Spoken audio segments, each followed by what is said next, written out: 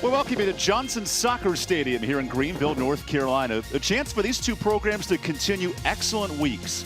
The William & Mary Tribe, a 2-0 victory over Longwood on Thursday. The East Carolina Pirates, nationally ranked wins over SMU, and a big victory over Florida this week, which means the Pirates are on gear for a national program reputation. Welcome inside the broadcast booth. Evan Budjerovich with you. After two big victories for East Carolina, head coach Gary Higgins said, in order to fight the adversity and the complacency of two wins, we have to come out on Sunday and punch it right in the mouth. One opportunity for his Pirate team today against the Kaylie Shackford-led William & Mary Tribe, fresh off its best victory of the year. And we noted how these programs have had excellent weeks. Well, coming into the year, low expectations for these two programs. And we'll start with East Carolina because in the preseason AAC poll, little different story. Memphis and South Florida, NCAA tournament teams from a year ago, they had the high expectations entering the year. Now, this is the best part of college soccer. You flip the script 1 week into conference season and a little different story. The two teams at the bottom of the league, ECU and Tulsa, with quote-unquote upset wins over SMU and South Florida.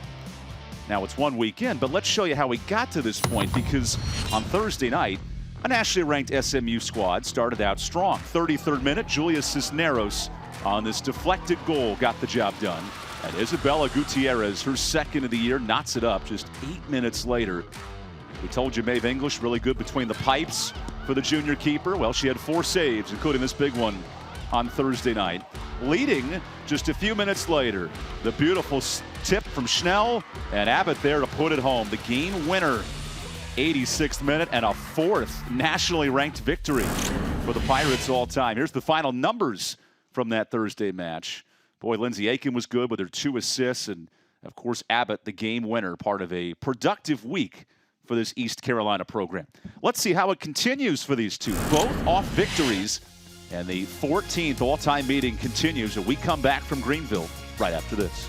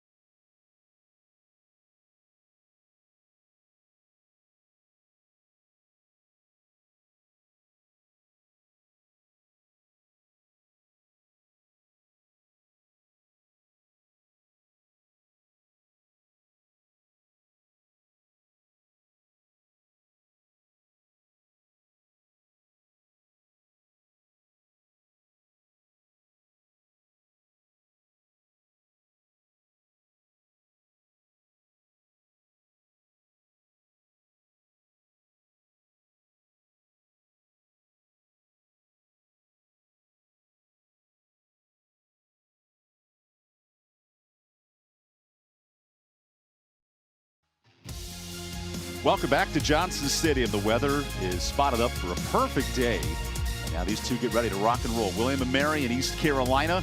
1-0 victory for the Tribe last year, and they're led by the freshman forward, elusive striker Ivy Crane, who comes off the bench for this team. Her 3 goals leads William & Mary, and a couple assists as well. This is not an offensively overpowering team, but Crane has done her part. 3 of the 7 goals total for the Tribe this year, and Ivy had one just back on Thursday. She counters for East Carolina with the all-conference midfielder and attacker, Carson Parker. 4 goals this year, AAC Offensive Player of the Week, and what a big one against Florida last Sunday to the upset win for a Pirate squad that is surging, unbeaten in their last 6 matches. Parker has been huge. 8 career goals for the graduate student out of Cumming, Georgia. And her head coach, Gary Higgins, has been very pleased with her offensive play. Here's the starting attacks for Coach Julie Shackford. That's her daughter, Kaylie, as one of the lead central midfielders for this club. Zoe Dowdy is the all-conference keeper. 9 shutouts in her career and a 4-man back line for the Tribe. And for East Carolina, similar starting 11 for Coach Gary Higgins. We noted Abbott with the assist and Parker the goal scorer. Look at this defense, though. 4 shutouts in the early going with Ferguson and Aiken. Big parts of that defense, and Macy McDougal during her part on the back line. Good crowd on hand today. And this game is underway here in Greenville. William & Mary, the victor last year, 1-0. Low-scoring game. It was Kaylie Shackford, the game winner, back in the 17th minute. The Tribe last year had trouble scoring goals, just 6 total for William & Mary. The good news this year, Coach Shackford's club, they have scored 7 in the early going, and 2 big ones on Thursday, the victory over their in-state foes, the Longwood Lancers. There's a nice through ball going long side. And shielded off by Lindsay Aiken. Aiken, the sophomore out of Pennsylvania, and Coach Gary Higgins told us this week, her ability to play on the ball as an offensive player is huge. And then her ability to mark defenders up and down the pitch. She is a versatile backline player. And ECU defense, we noted the 4 shutouts, but overall in the country, top 50 in goals against average, and the second fewest shots on target allowed. So they have really corralled opposing teams' offenses.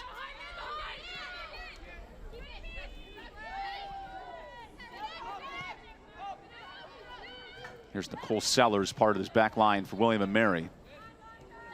She's a junior, one of the 7 returning starters for the Tribe. And Shackford plays in space. Drew Scar's pass is tipped. Now a chance to turn here.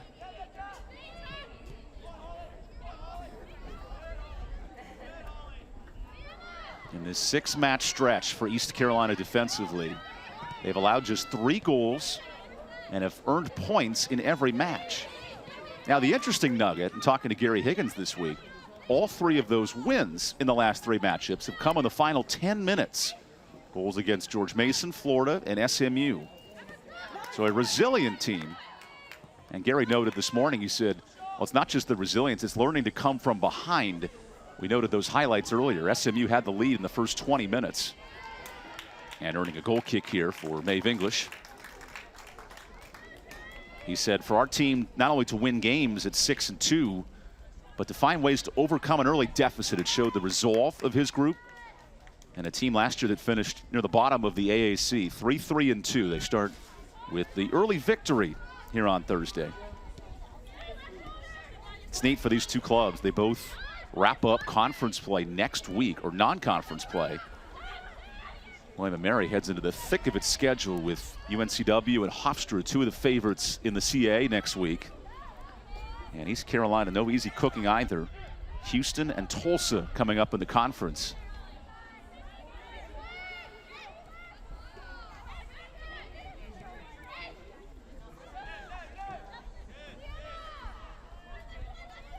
It's a history that's very one-sided in favor of William & Mary. And in fact, the Tribe have not allowed a goal to East Carolina since 2010. Now, they've played just a handful of times in the recent history, just 4 matchups, but still resounding to the defensive effort of this program.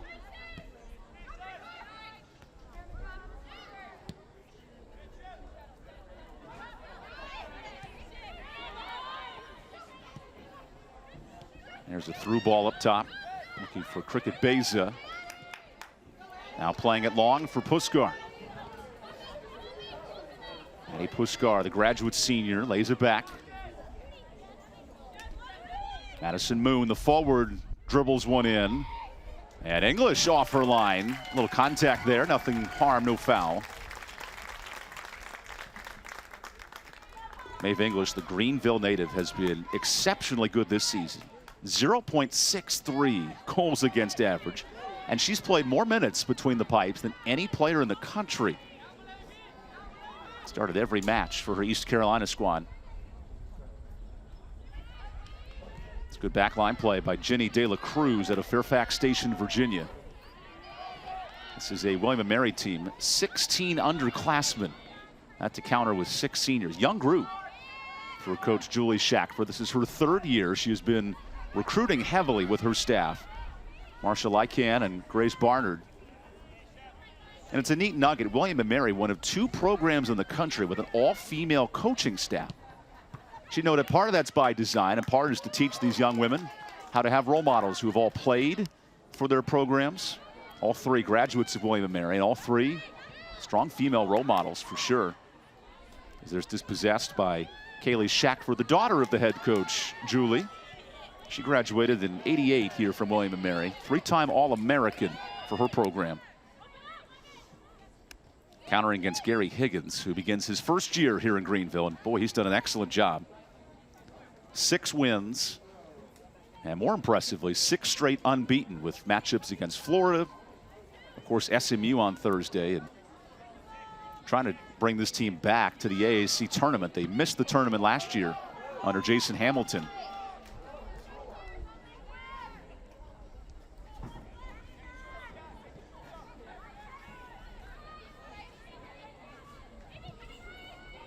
Here's one of the first touches for Zoe Dowdy. Dowdy didn't play on Thursday. She had the night off. Morgan Wood, who actually started 5 games last year, she earned the start and the win over Longwood. And Julie Shackford said this morning, we wanted to mix and match our keepers in non-conference play because Morgan was an all-conference goalie 2 years ago. Dowdy had to earn her spot midway through conference play last year and was the CAA goalkeeper of the year. I mean, how about that for a team that only won just 2 games in conference and to have an all-conference keeper? She had 9 saves against Georgetown a week ago today, so really good between the goal. Beza plays it long and misses her target over to McDougal. But now a risky pass is sent free. Great resilience there by Ferguson.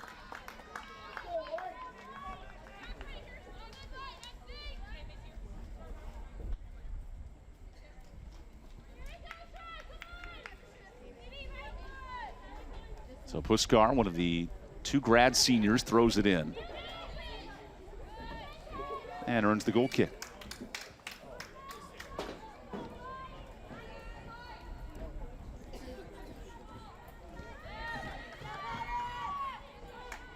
A home fan base that has watched its club do very well here in these grounds. 3-1 at home. The lone loss is to top 5 Duke. And when you look at East Carolina's schedule this year, it's been dominant with good results against quality teams. 3 ranked opponents on the slate. Top 5 Duke, top 5 South Carolina, and number 19 SMU, and that was a win just on Thursday. Gary Higgins said the infectious enthusiasm about the program has reached an all-time high. He's getting text messages every night. He's booked on multiple podcasts and TV shows. It's unique for a first-year head coach, learning the lay of the land here in Greenville, North Carolina. There's Gary, who comes by way of Lenore Ryan, a Division II power. 89 wins in his D2 tenure and 6 big wins so far in his Division I debut. I love the quote, too, from Gary about punching complacency right in the mouth. You don't want to fall victim of it, as here's a chance in the box that rolls towards the keeper, Dowdy. Preseason all-conference keeper who Coach Julie Shackford said is the most athletic player on our pitch. She can play outside the box. She can possess the ball outside the 18, and now dispossessed by Holbrook. Catherine plays it back to Schnell, who quickly loses it.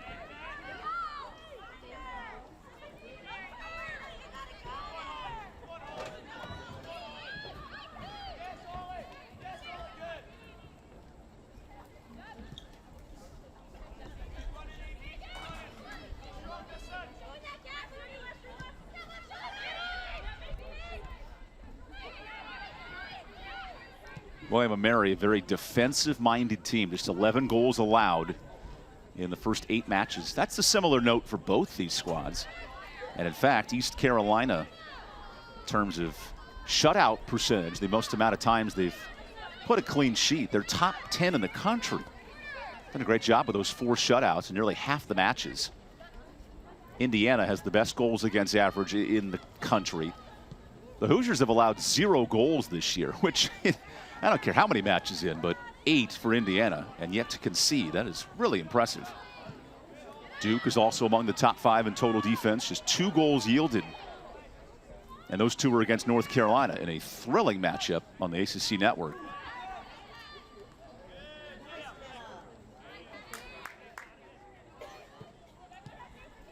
Couple of touches forward here to Besa. Yeah, nice work defensively. Sierra Lowry there to knock it away. Lowry, the redshirt sophomore, who had a big assist against George Mason to start this 3-game win streak. We noted the 3 wins, but all 3, 80th minute, 85th, and 90th minute game-winning goals. That's a resilient effort from Gary Higgins' club. A team last year that lost 5 or 6 matches by 1 goal. They had struggled to execute in those late minutes, and that's what Gary's been most impressed with in this run. Because clearly you can win ranked opponents, and that does not happen a lot in this program. 4 all time, but the ability to overcome deficits, score late in matches, and he's noted the conditioning level of his team.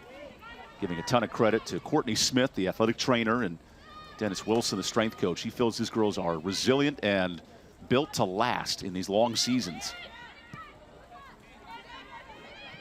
It is crazy to think, here we sit halfway through the college soccer season. It flies by.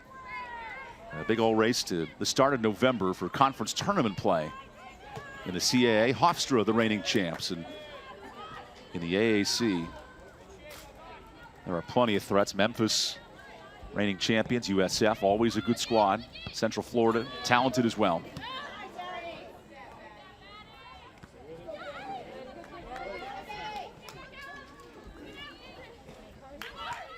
Here's Schnell trying to feed it forward. Mr. Target and Parker.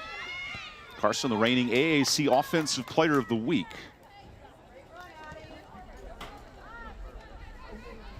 This is sort of the style these teams projected. William & Mary, a possession-oriented team.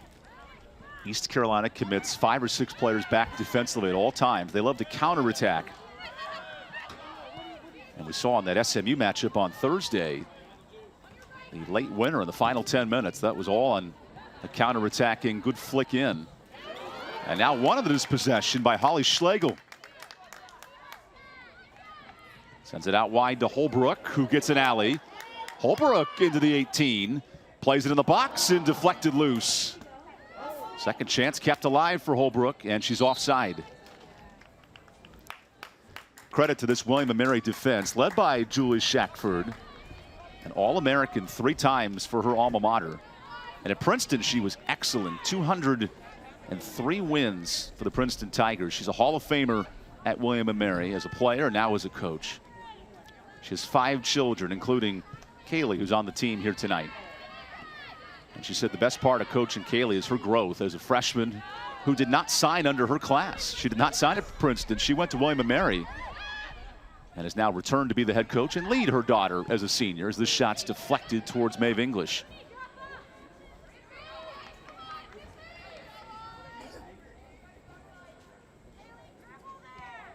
Coach John Daly led this program to tremendous ranks in his tenure. He stepped down at the end of the 2018 season. And then Shackford got the call to return to her alma mater, and she was all about it. Now searching for that signature winning record, as here's an offside flag. There's Gary Higgins, who said his phone has blown up more than ever this week.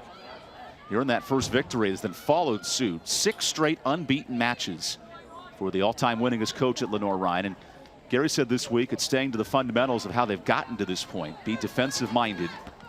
And we noted in the country, top 25 in goals against average. That could be crucial for his Pirate team today. Against a William & Mary squad that scored 2 goals, which to many is not noteworthy, but for the Tribe, their highest scoring effort of the season. Those 2 goals on Thursday against Longwood.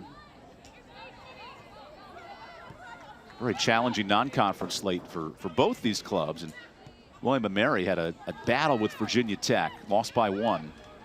Defeated Old Dominion and High Point. Both these teams have had success against those Carolina and Virginia squads.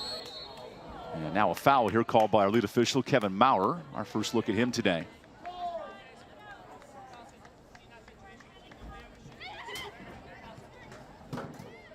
Jenny De La Cruz, one of the 7 juniors on this team. She's a 2-year starter. It's more of a 5-man back shell for the Tribe. They'll use Keena Zier as more of a defensive-minded midfielder. And Coach Shackford told us this morning, Zier is an anchor of our defense. Even though she can play forward, they need her as a marking defender. And she's been really good in those moments. Mia Sikora, who's dribbling up here, has been a multi-year starter.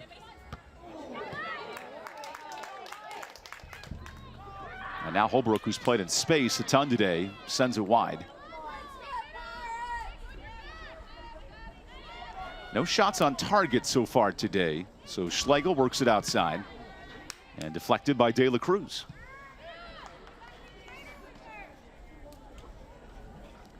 I asked both coaches this week, how do you manage at the halfway point of the season the ebbs and flows of these Thursday, Sunday? Very consistent schedule at this point in the year. And both had mentioned managing off days. Neither program has very full practices during the week. Tuesday is usually the day that both teams can have major minutes on the pitch, but it's about keeping the rehabilitation period strong, as here's a opportunity that not very close there.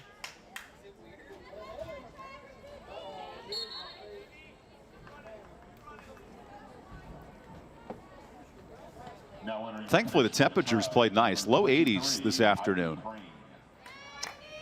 Actually, you know what? I was wrong. Mid 80s today. Heated up just a bit since I got out of my car this morning. What a beautiful day in Greenville, North Carolina.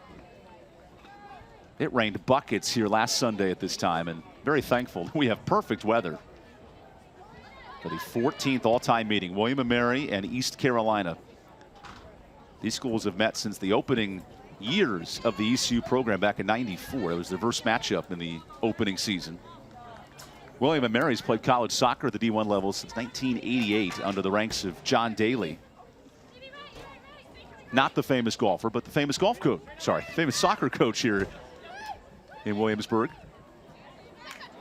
He won 4 CAA titles and is now the volunteer assistant for this program. He works under Kaylie Shackford, who played for John. All 4 coaches have William & Mary ties, which is very unique across the country. And there's this possession for the Tribe with Shackford playing it forward. Madison Moon sends it wide and onside for Ivy Crane, who shuffles towards the net and misses high.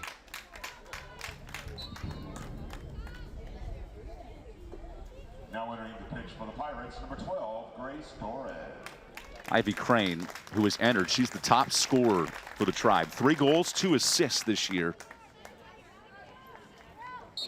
She has started a couple of times, but noting her head coach, Kaylie Shackford, she's hit the post on 4 different shots and or the crossbar. So has had chances to score, but took advantage with her 3rd of the season on Thursday. Nicely done by D'Alessandro to knock that out of play.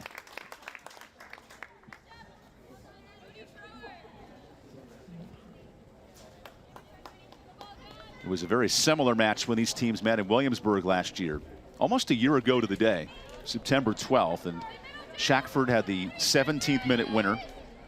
The teams combined for 25 shots, and yet tonight we've seen 0 shots on target.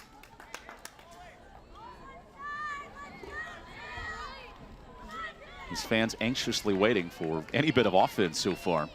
And when you pit 2 teams in the top 100 in scoring defense, it would come to figure be a little tougher to score today.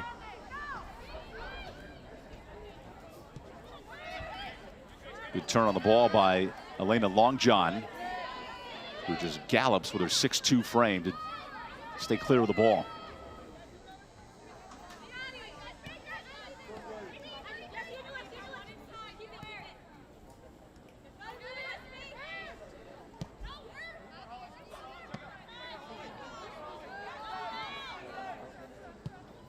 Forcing a clearance by Sellers.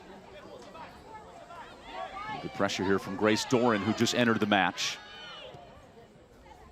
And a long ball dispossessed by Gutierrez.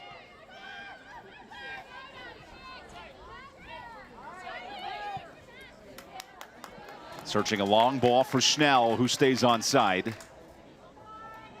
Sydney one-on-one, gets into the 18. Schnell faces target, sends it forward and poke loose. Good last second stab by Jillian O'Toole, the midfielder. Now a ball sent in, back post, McDougal, no. Schnell fires on target. And the offside flag was up. Nonetheless, first quality chance there for the Pirates.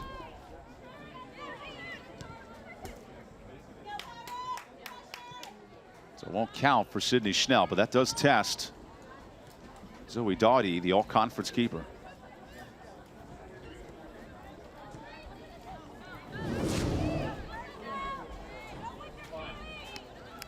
Now a chance on the counter for the Tribe. It's Ivy Crane. And immediately dispossessed. We told you East Carolina's been good defensively. Well, they lead the AAC in goals against average and allow among the 50th best teams in the country, the fewest shots on target. So life has been efficient for Maeve English in the post. There's a foul on Madison Moon. Pirates trail Indiana as the best scoring defense in the country. And yet have the best win percentage in the league after dethroning SMU on Thursday, handing the Mustangs their first loss.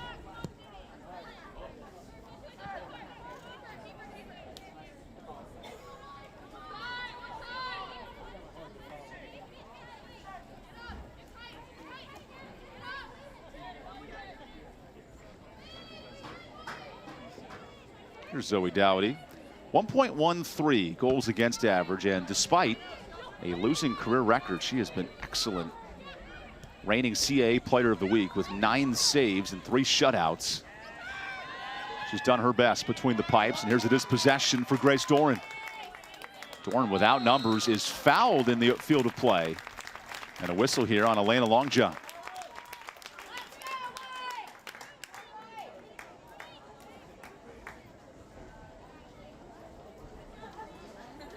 There's Kevin Maurer, our lead referee today.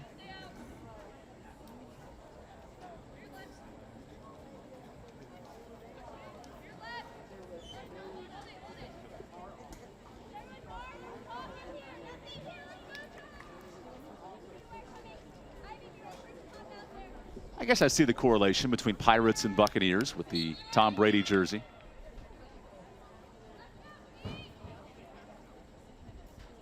So Lowry chips it in towards box. Finds a target and Ferguson knocks it wide.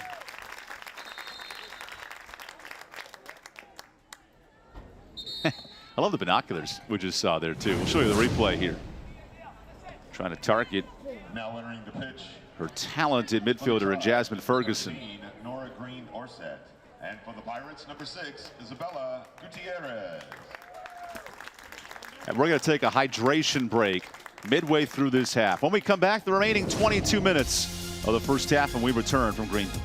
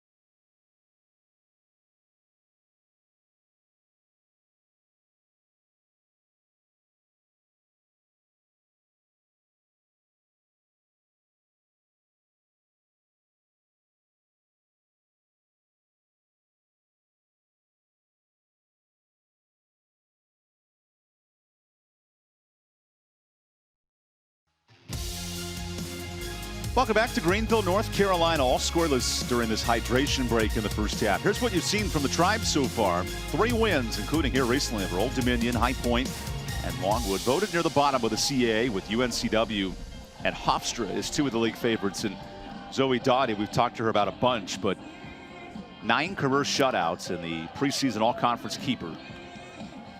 Countering against an East Carolina team that has had quite a season, 6-2-1. Those 2 losses against 2 of the best in the country, Duke and South Carolina. And how about the big nugget down low? First time in program history, national votes in the coaches poll, and that may continue to rise after another ranked victory. Pirates have never been ranked as a program, and with a few more wins, that might change for Gary Higgins' club.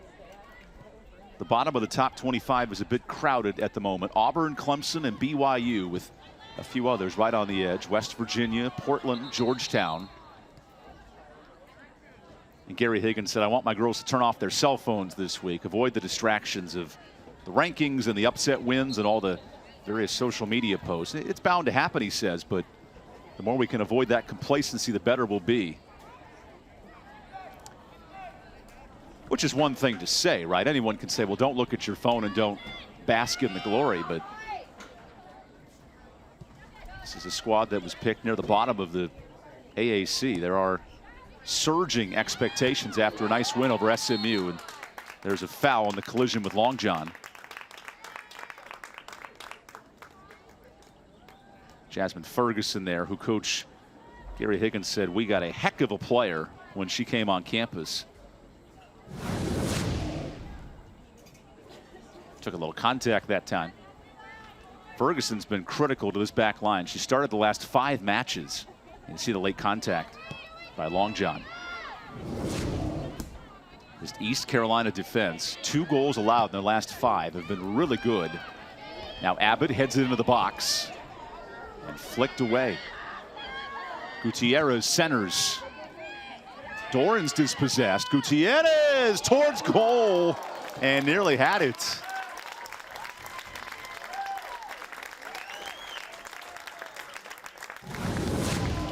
So Isabella checks in 5 minutes prior and makes her presence felt on this shot.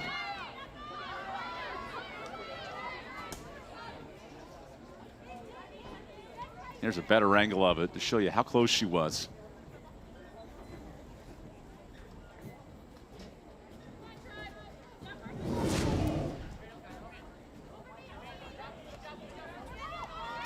Coach Gary Higgins noting how savvy of a player Gutierrez is this week. Because when she's on the ball, so smart. Not as quick and athletic as others, as Gary almost got beheaded on that ball out of play. There you see Coach Higgins, a former defender in his Scottish national team days. He knows how to duck out of the way.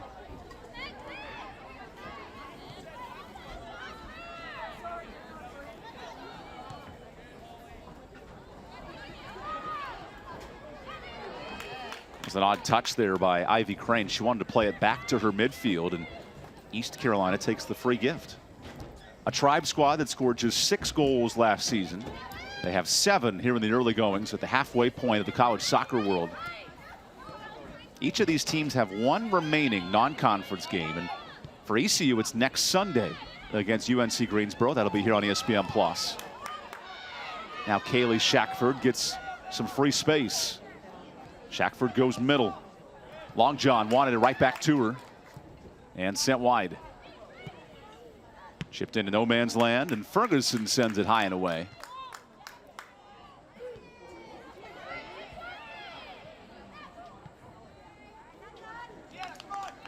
And a throw in for William & Mary.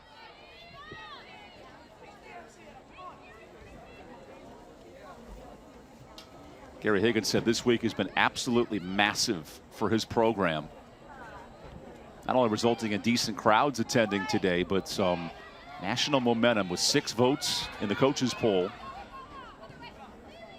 And more impressively, a 4th ranked win all time, and that dates back to 1997. So big moments here in Greenville this week. A day after the football program defeated the scrappy Campbell Camels last night. The soccer team looks to join suit with a win. William & Mary would love to continue its best streak. 2-0 victory over Longwood Thursday and trying to earn points in 3 straight matches. As the offside flag is up. Isabella Gutierrez, who played with the U20 Mexican national team, arrived a couple of weeks late to campus, but in her impact, she was dynamic. A goal and an assist in her first ever match against Old Dominion. She's now played 6 matches and has been impactful.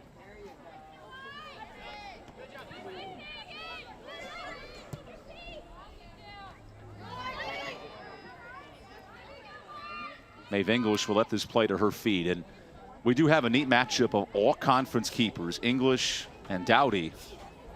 Scoring against these two could be really tough, and Gary Higgins gives a ton of credit to his assistant coach, Evan Gaffney, who worked at Coker College as a goalkeeping coach, and now he comes this way to really develop the intangibles for Maeve English.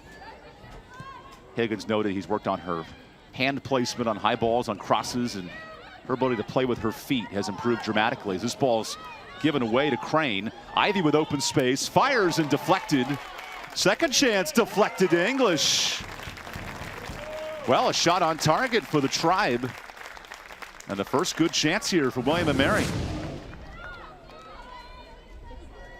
So Longjohn gets the beneficial bounce and tests Maeve English early.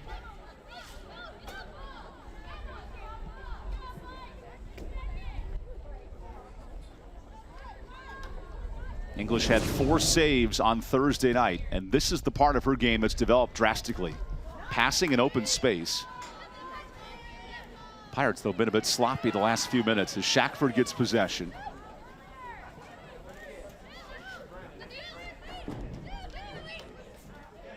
Nice through ball from O'Toole. Just a bit strong.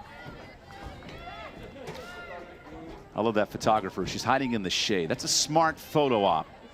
You don't want to shoot photos at 85 degrees and sticky. You got to hide in the shade when you can from time to time.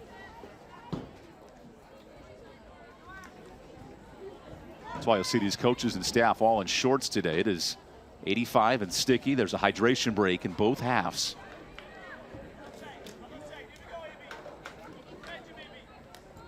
Thankful for you joining us here on ESPN Plus. East Carolina undefeated in AAC play for a non-conference matchup against William & Mary, who begins CAA conference play next week against UNCW and Hofstra, 2 of the favorites in the conference. Now a shoving foul here on William & Mary. That's Nora Green Orset out of Arlington, Virginia. The freshman checks in.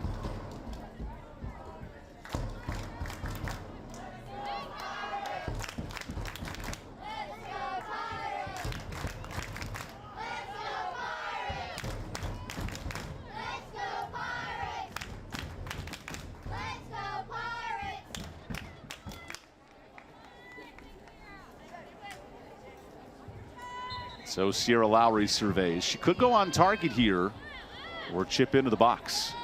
Lowry tries the latter option. Headed down towards target. And the offside flag is up. That's the 3rd offside if you're keeping track at home.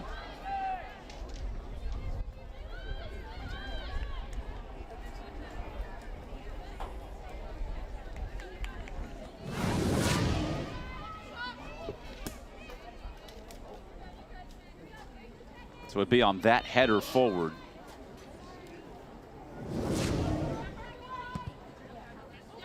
Just 1 shot on target. That was for the Tribe 5 minutes prior.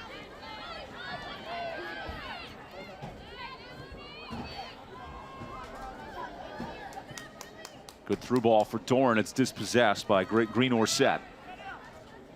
William & Mary has been sharp defensively as well this year. They did allow 3 goals against a nationally ranked Georgetown club, but otherwise have allowed 1 or fewer in every match. They've been stout. And Coach Julie Shackford said we have to be on our P's and Q's this week because East Carolina very physical defensively. We've seen a little bit of that in the inner 18s. Schnell wants to send it in. Not much work to Rookworth, and it rolls right to the keeper.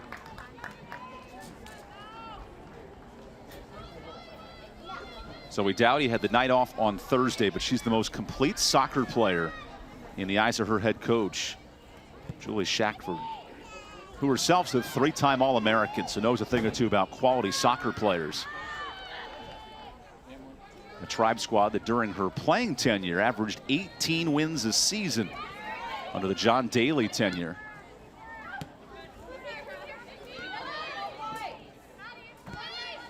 McDougal, one of the captains for this Pirate team, plays it near her conference logo. East Carolina has surprised some people early in AAC play. Upset win over number 19 SMU.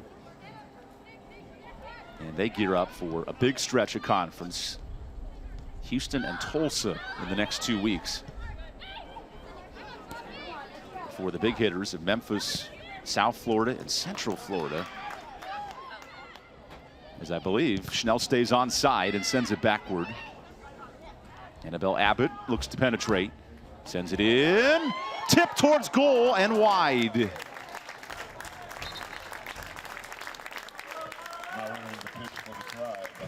So Holly Schlegel here able to put a body on this opportunity. The quality of ball that Gary Higgins is looking for. She couldn't get a clean leg on it, kind of off her knee there. As you see, 13 in the white, Brooke Brzezinski check in, the junior from Stafford, Virginia. And Brooke has now appeared in all 10 matches for her club, mostly off the bench this year.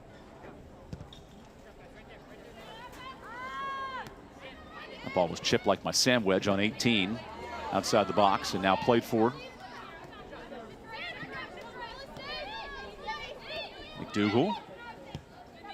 Nice ball to Gutierrez. Schnell able to turn and plays it into space. There's Schlegel sending it outside. Abbott sends it long, looking back post, headed down. Turning Schnell.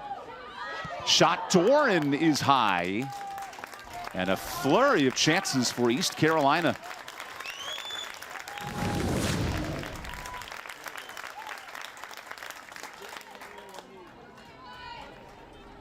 So here's the best look for Doran, and she just chipped it long. Great work on the replays here. You notice the opportunities. In the last 5 minutes, more chances for East Carolina.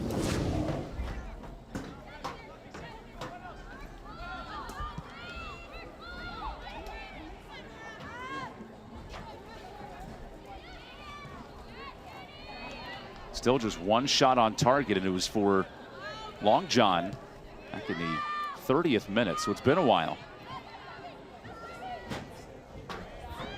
Abby Soa feeding it back to her keeper, Maeve English, who has already earned an all-conference goalkeeper of the week performance. That was back in the early part of September. Here's a long ball from Brzezinski.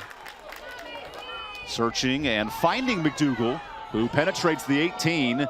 Forces the keeper out of her mitts, and a corner kick is awarded. So Zoe Dowdy forced to knock it out of play.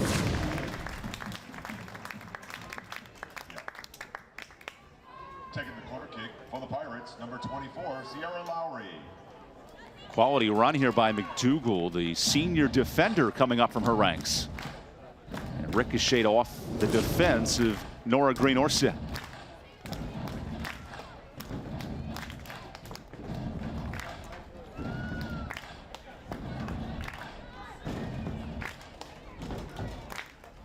So here's the first corner kick of today's matchup. Who will strike first as we reach the final 9 minutes of this half? Lowry sends it in. Goes back post. Lays down and booted free. Numbers forward for McDougal, who plays it wide. And onside Lowry chips it in. Headed back. Nicely shielded by Green-Orset and sent long by De La Cruz. Now entering the pitch for the Tribe, number 15, Sophie Geslau, and number 3 for the Pirates. So this was the best look of them all. Ball just falls right in the middle of the 18. That's in the danger zone, but no one there to corral it. East Carolina this year, 12 goals in its first 9 matches. It's been a flurry of scorers, including Parker with 4, and Gutierrez, who had 2, just checked in 10 minutes prior. Now Gutierrez is dispossessed. And a foul here on Isabella. She gets called for the hand check. And that's against Sophie Geslau. Sorry, Geslau. Sophie Geslau for William & Mary.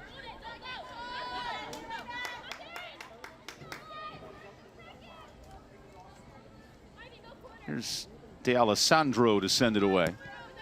And was out of Clinton, New Jersey, 2-time All-Academic in the CAA.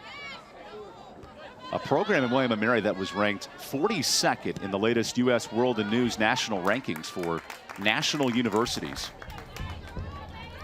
East Carolina cracked the top 150 this year for national universities. Had to do some research for the poll myself. Yale and Princeton were number 1 and 2 among the U.S. World News and Report. A lot of that has to do with admission rates, with the amount of students on tuition aid, faculty to staff ratio, some of the important things, graduation rates, you know, things of that nature.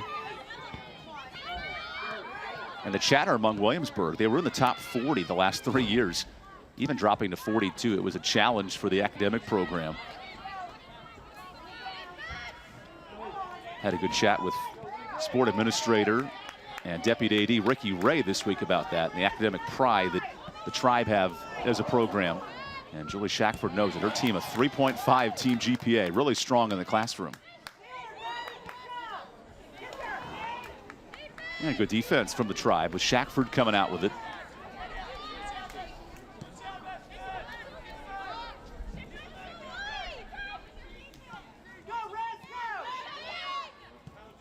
McClure plays it middle to Geslau.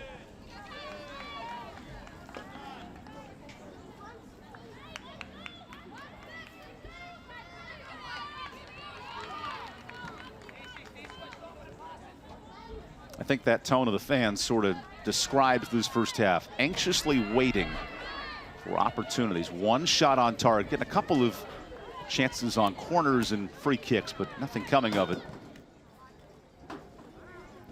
This is the nature of 2 defensive-minded clubs, both in the top 100 in scoring defense. There's Samantha Moxie knocking it down. She just checked in. And Moxie able to keep it in play at her defensive midfield role. Now Moxie comes forward and Ferguson plays it ahead to Gutierrez. Isabella with a through ball touch to Schnell. And McDougal not able to keep it in.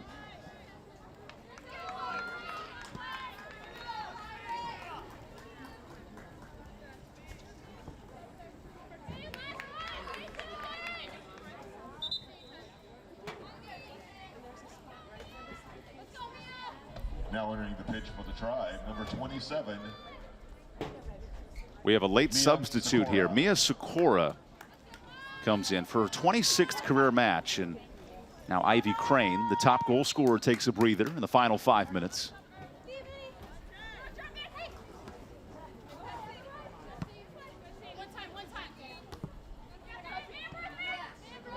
Brzezinski wanting to weave through 2.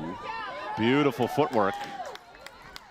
Plays it middle to Doran. Out wide to the streaking Aiken. Aiken gets a corner and shielded off nicely. Good play, De La Cruz, and sent out. Soa calls for it. 4 minutes remaining in this first half. 1 combined shot on target for these teams. Ferguson. A strong pass, but overshoots Lindsay Aiken, who had not 1 but 2 critical assists on Thursday night, helping her Pirate team defeat nationally ranked number 19 SMU in the 4th ever nationally ranked win for her program.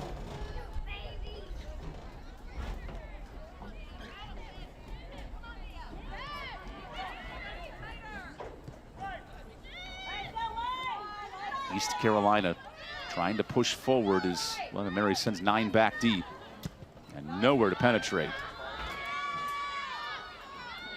We talk about parity in the women's college soccer game.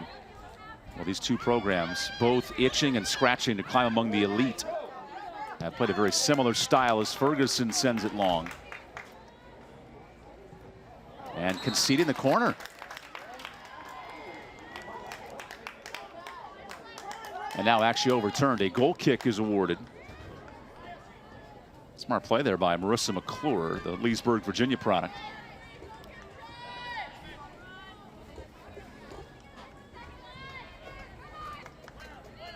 Her high school teammate, Isabella Colares, is actually on the team as well. She comes off the bench for the Tribe. Represented from Pennsylvania, Connecticut, New Jersey, and as far west as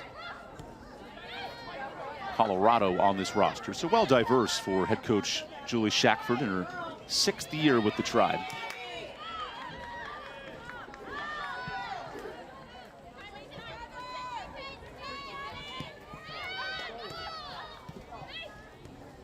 Brzezinski, and she's played nicely by Sophie Jeslau.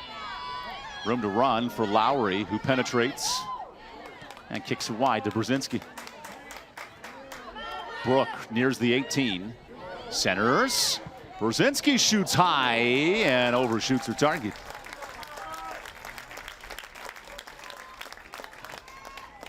Signs of life from this home crowd today in the mid-80s and a little bit of heat on this shot.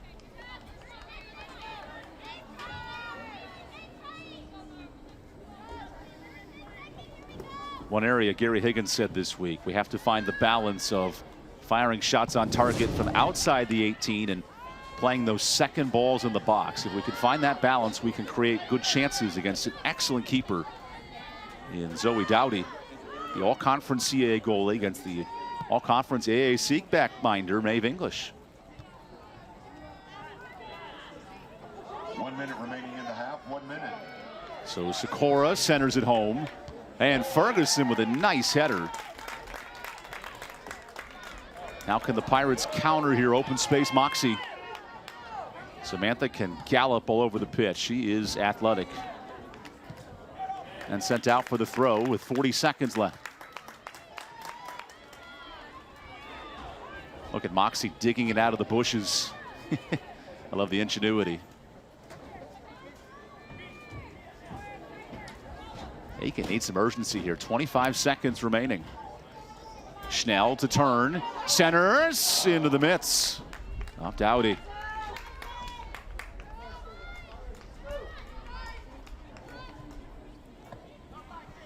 Ten seconds.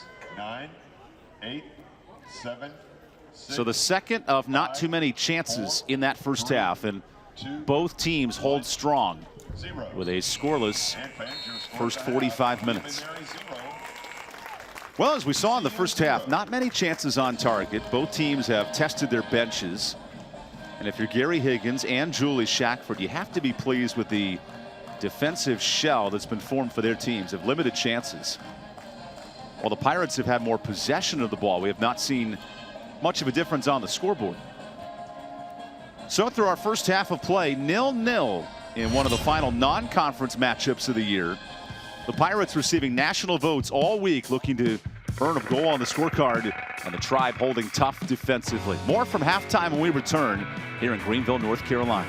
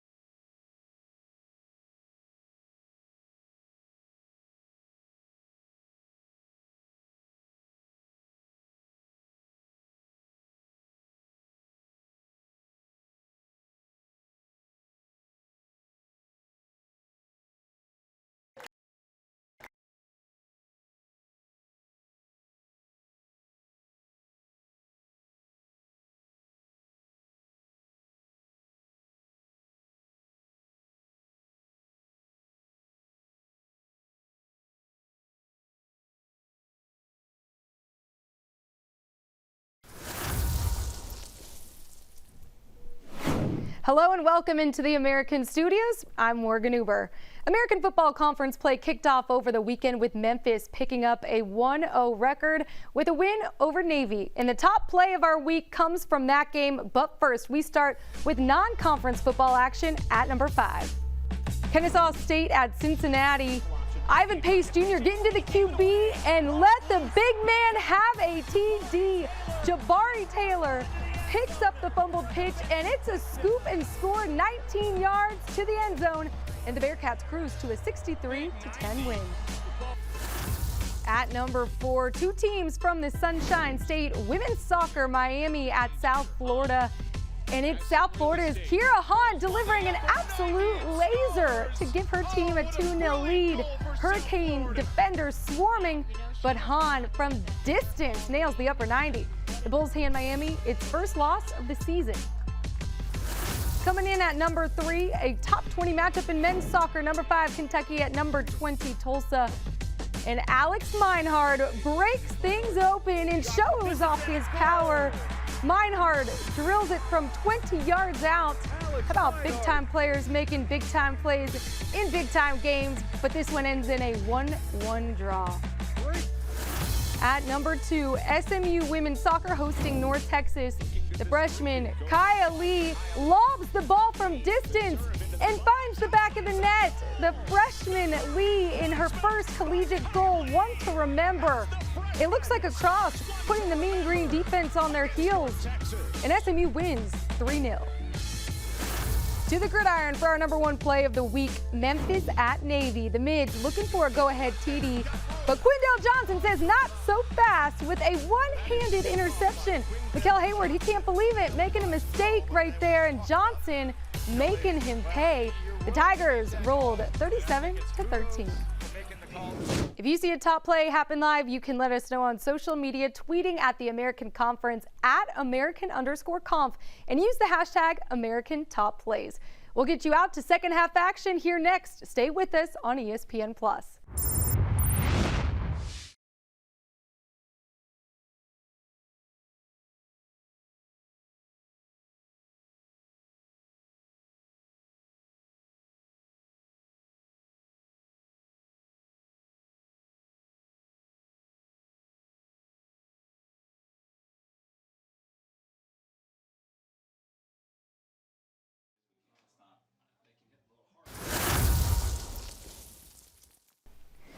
Welcome into the American Studios. I'm Morgan.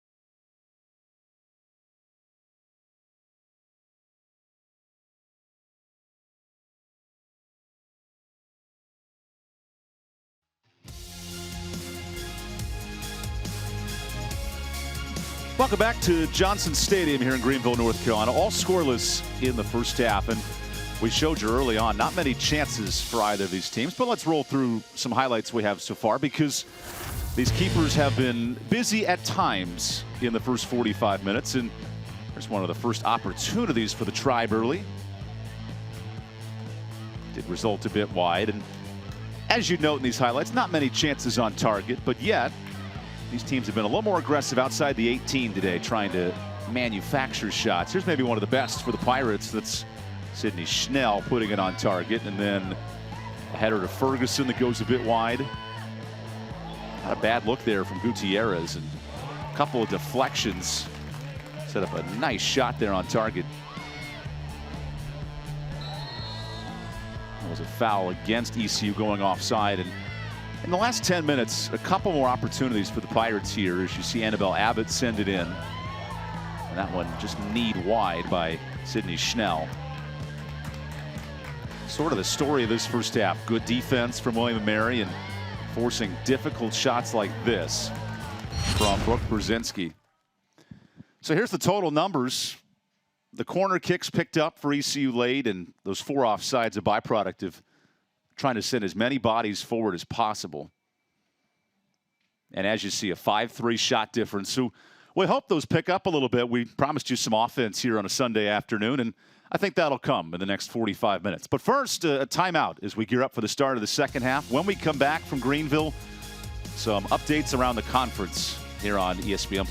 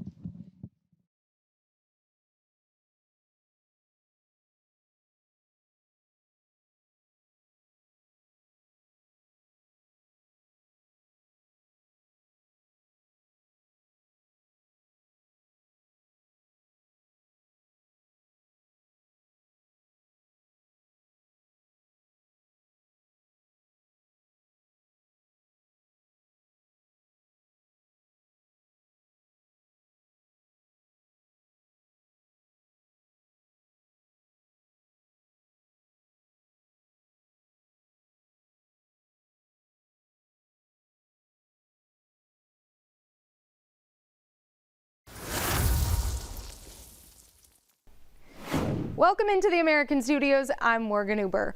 On Monday, the conference announced its weekly award winners in men's and women's soccer and football. Let's take a look at the best players of the week right here in American's Best. East Carolina's Carson Parker was named the Americans Offensive Player of the Week after scoring all 4 goals for the Pirates in their 2-0 week. East Carolina defeated George Mason 2-1 on the road Thursday and Florida 2-1 at home on Sunday. In men's soccer, Knut Allander helped lead the Mustangs to a dominant offensive week with 3 goals, and he earned the Offensive Player of the Week honor. In a 7-2 win over UTRGV, Allander scored 2 of the Mustangs' 7 goals, and then later in the week scored the game-winning goal in the 2nd minute against St. Louis. On the gridiron, Temple's Devon Fox blocked 3 punts, finishing just 1 shy of the NCAA's single-game record to help the Owls secure a 30-14 win over Lafayette. 2 of his blocks led to Temple TDs on the ensuing drives, while his 3rd was recovered in the end zone for a safety. And Fox was awarded the conference's Special Teams Player of the Week for the first time in his career. Another personal milestone here in the conference. South Florida libero CeCe Clausen is the program's new career digs leader with 1,771, smashing the previous record of 1,747. Keep it right here on ESPN+. We'll get you out to second half action next.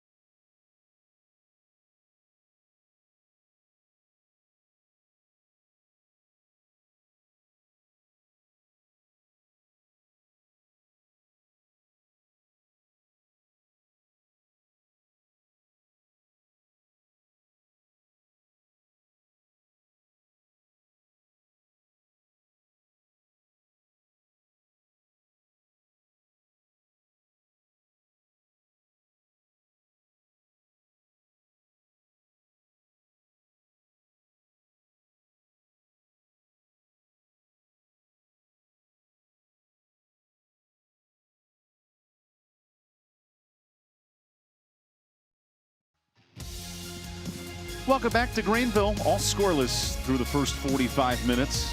We do have some time here before the start of the second half. So we want to lay out some storylines of what's going on nationally, locally, and of course here in the AAC conference. And as these two teams meet today, it does bring back a historic tradition of the program's all-time. William & Mary has had a ton of success in the all-time history, but you go back to the last meeting, a 1-0 victory, very similar matchup. Kaylie Shackford had the game-winning goal. The last win for the Pirates, it came on a final minute goal in the 90th minute, a game winner. And that was a 2-1 victory for ECU back in 2010. And as you can tell, it has been very one-sided. But in the last 5 years, they've met just 3 times. So more of a modern history between these two. Jessica Woodward had that game winner for ECU in 2010. Let's dive into the AAC conference and some of the all-conference honors here recently. Carson Parker, we noted her early in the broadcast, the grad senior, offensive player of the week. 4 big goals and a couple of game winners in that mark. Kimberly Smith, defensive player of the week for the 3rd time. Now we're just 5 weeks into the season, so Smith online for an all-conference season.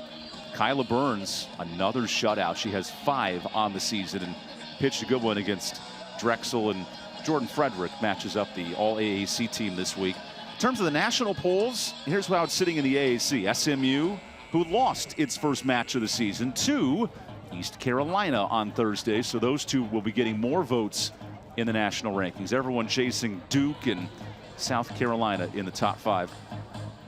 The Tribe have a busy week coming up, the start of CAA conference play, and it's a trip up to the Northeast, Stony Brook and Hofstra. So a big week in New York for the Tribe, who begin midterm exams this week.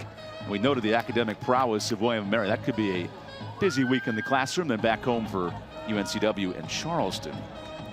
And East Carolina goes right back into conference play with Houston right in the middle of the preseason standings, Greensboro in non-conference play, and the rest of the matchups can all be seen on ESPN Plus, including Thursday with Zach Burley and Sunday with yours truly, Evan Budrovich here, guiding you through the final stages of non-conference play. And now we can begin the final 45 minutes. Marketing staff gave us plenty of time to enjoy this halftime festivities. Now we want to get back to the real fun here on the pitch. An East Carolina squad that has done quite well at home this year, 3-1, taking on a William & Mary squad. Just 1 road victory, but it came in one of its most recent matchups, a 1-0 win at High Point.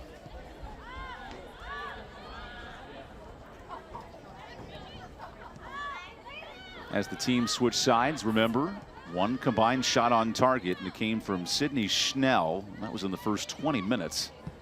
Have not been much since. Good ball won by De La Cruz.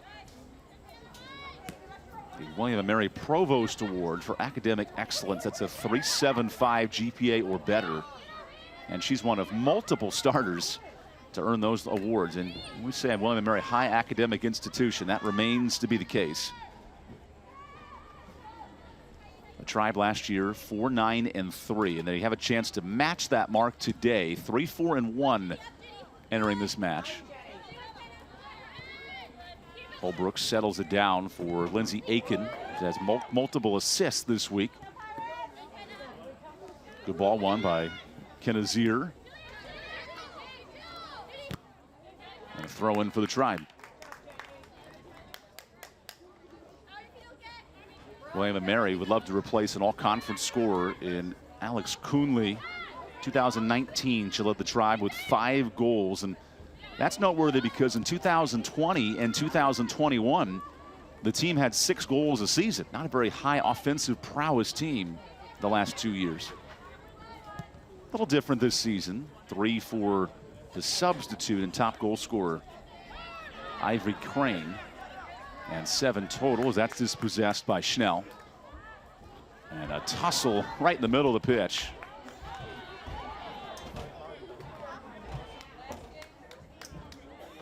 Madison Moon comes off her line, and it's won by Brzezinski.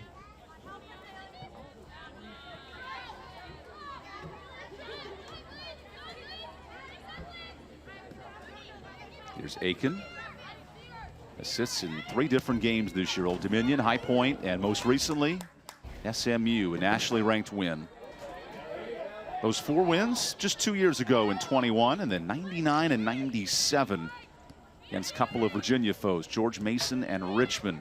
So it has been a while since this team has achieved, for East Carolina, national success.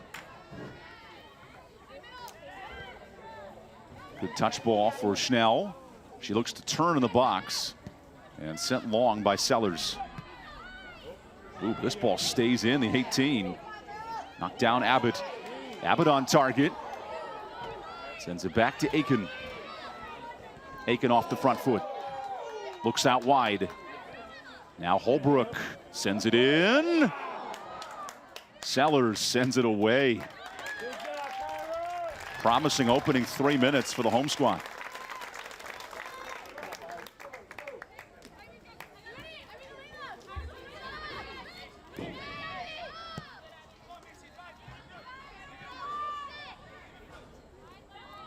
East Carolina, 3 game winners in the final 10 minutes in the last 3 matches.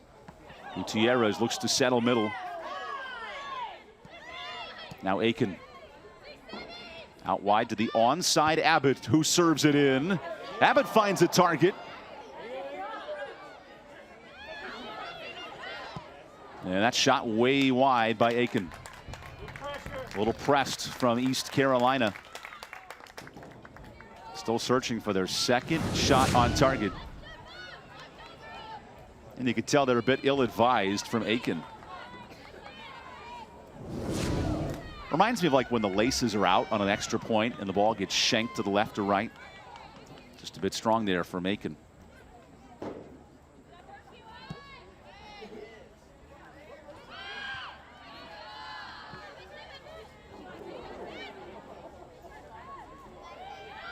Back to Ferguson, who avoids the crafty attacking player in Ivy Crane. Now Crane charges on English, who can play it off her left. And that's a good job by Crane, forcing the throw in.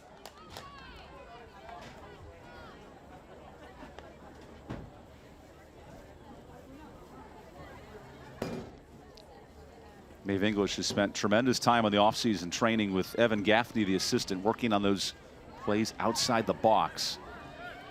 Becoming a better passer of the ball. And now she'll be able to fling it free with a goal kick.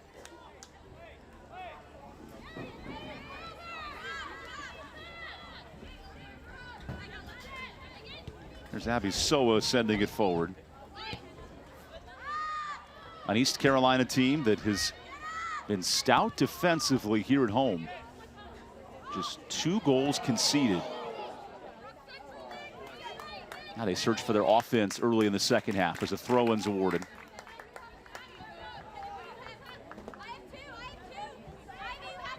I love the tie-dye shirts today. That's a neat touch. But that watch, oh my gosh. Thing's massive. Half sundial, half watch today on an 85-degree Sunday afternoon.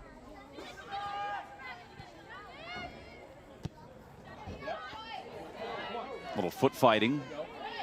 Kept alive by the Pirates. That's taken away by Shackford, who then loses it.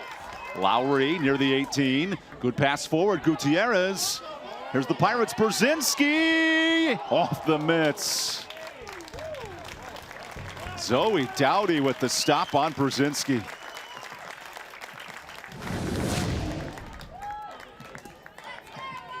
So the chances piling up for East Carolina. Good hands from Dowdy to knock it away.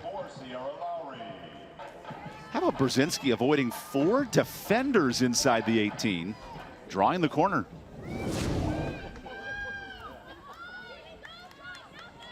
Here's Lowry to service it in. 1 assist for the defender. Goes front post. Knocked down and sent into the air by Ferguson. And a foul here on Jasmine. She ran into her defender. Good to see Gina De La Cruz get up. She took the brunt of that hit. What a great angle, by the way, by our ESPN Plus crew. They're positioned a little behind the scenes here. They're positioned at the softball stadium with that angle. And showing it off. That's a great corner kick view on ESPN Plus. The Max R. Joyner Softball Stadium just across the way. Right in the heart of the athletic campus here at East Carolina.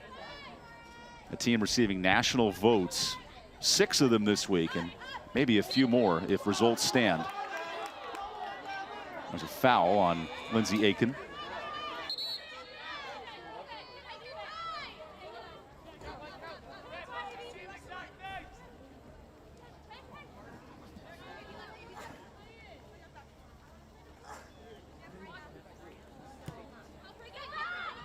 William & Mary, they have not been ranked since 2011 under John Daly, who's now the volunteer assistant coach. He watches Kaylie Shackford, one of his former players, lead this program in year 6.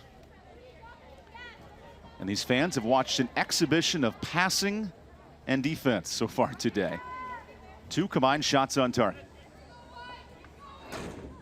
It'll make the moments more tense as we tick down and inside the final 30.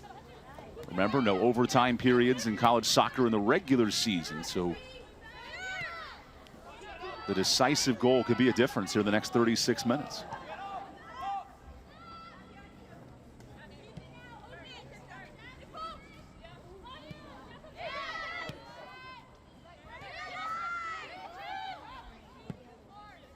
Long ball sent by Sellers out of play.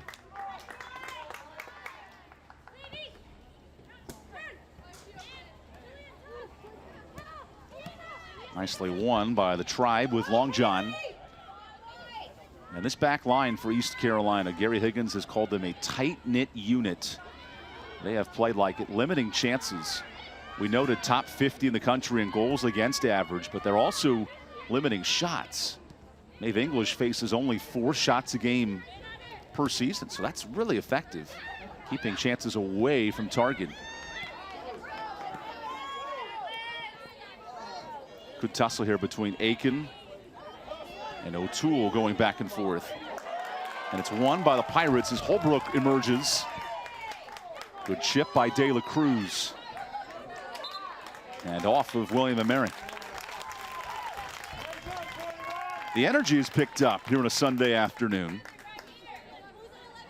I'll admit, partly due to the shade in the home grandstands. That always helps on an 85-degree day. De La Cruz rockets one out of play as William & Mary sits back in its defensive shell.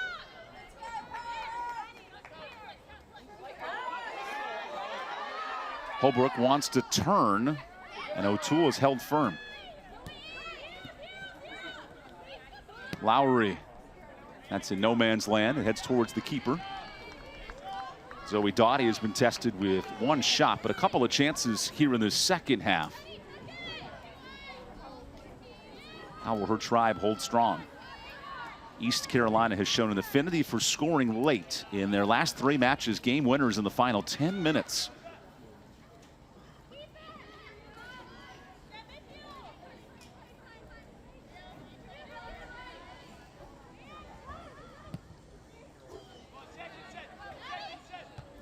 Nice header knocked down to Schnell. Lindsay with numbers, the cutting Abbott plays it up to Brzezinski. Brooke looks to possess in the 18. Brzezinski turns back. Schnell 1-on-4 into the midst of Zoe Doughty. Zoe, the CAA goalkeeper of the year, showing you why with a nice stab. Well, the shots on target have picked up here in this second half. Not a bad look for Sydney Schnell, who would love her 2nd of the season. She does have 3 assists and has been critical in that department. Oop, and the illegal kick there on the Tribe. And that foul committed by Jillian O'Toole, the all-conference senior midfielder. Matchup of the CAA and the American. RPI-wise, 2 of the top 10 conferences in the country. So good group of 5 soccer as this is sent out of play. The CAA led by Hofstra, who won an NCAA tournament game last year, taking down Providence, and Gary Higgins' East Carolina team looking to climb the mountain from missing the AAC tournament last year to trying to become one of the favorites in the league. As this ball sent long, onside and headed down. Boy, Brzezinski, a good look. Credit to Brooke to stay onside and put it right in the belly of Dowdy.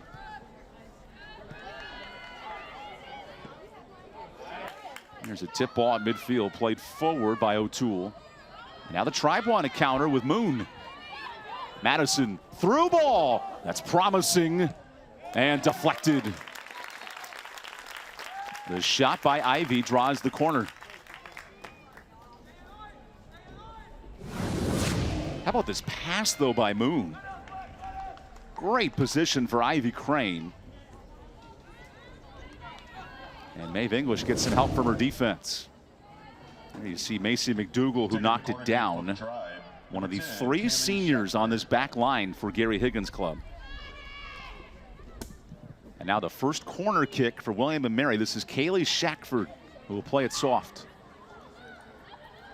Sent into the box. Looking for a promising header, and McDougal knocks it away. Still alive in the 18, chipped high and wide. But what an effort by Macy McDougal.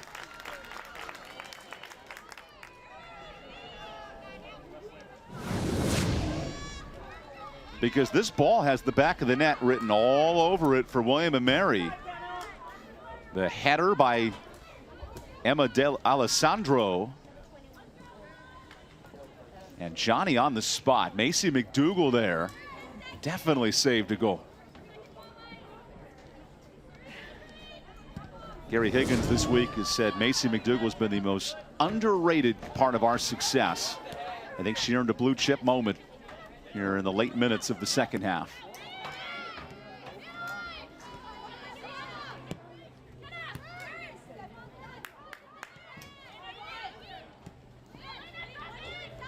I also like how the flow of this game has opened up in the closing 45 minutes. More chances for both teams and less defensive minded. You could tell both squads are looking to earn points as that goes out. Each team with one remaining non-conference game and a chance to earn points could be critical. Number 18, Carson Parker. As Carson Parker re-enters for East Carolina. She is the top goal scorer for this team. You see the graduate senior, 8 goals in her career, 4 this season. And she gives Gutierrez a breather at that attacking position, that attacking midfield role. And to put Parker's success into perspective, Gary Higgins this week said she was the first player he called to ensure when he took the job. When Gary Higgins inherited this role, would she return? Would Parker come back to the program and exercise her COVID year? And she was bought in from day one. Once he brought her aboard, others returned. And this team brought back much of the pieces that came from last year's team. You see the success because of it. Now a shot on target is tall. McDougal, who saved a goal, then tried to score one.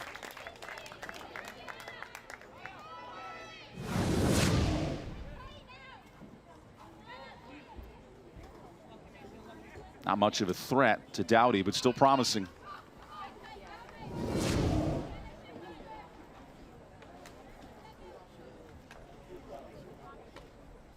Zodi Dowdy did not play when these teams met last year. That was Morgan Wood who earned the start and pitched the shutout. And now Parker, who just enters, gets open space. Numbers for Parker in the box. Carson one-on-one. Turns for goal and shoots it into the mitts of Dowdy. She was trying to find Catherine Holbrook and nothing coming.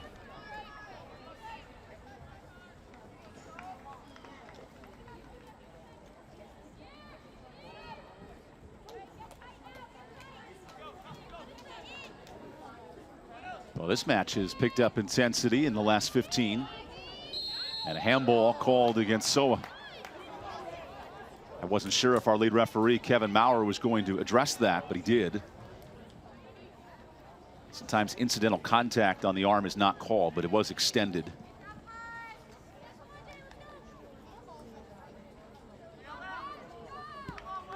There's Kaylie Shackford, one of the 5 children of head coach Julie Shackford, in her 6th year leading this program. Her aunt played at William & Mary, her mother, of course, and 3 cousins. All part of the William & Mary tradition here in the Shackford family.